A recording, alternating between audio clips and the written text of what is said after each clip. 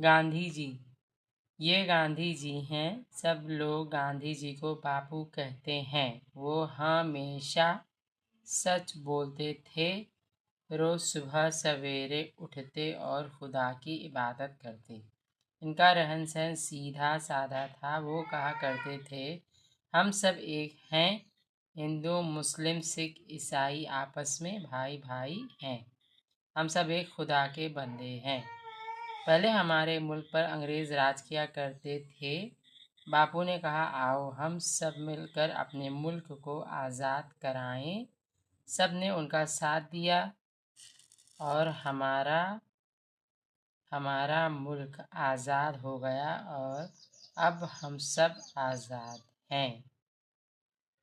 देखिए यहाँ ये जो है इस्तेमाल किया गया है, गांधी जी तो एक थे, लेकिन है इस्तेमाल हुआ उनको इज्जत देने के लिए। एक फ्रीडम फाइटर थे, ठीक है, इसीलिए बापू वहाँ पे पेश है, इसीलिए पू पढ़ा है, बापू पढ़ना चाहिए था। बापू हमेशा सुबह सवेरे, एक ही वर्ड साथ में यूज़ किया था ये।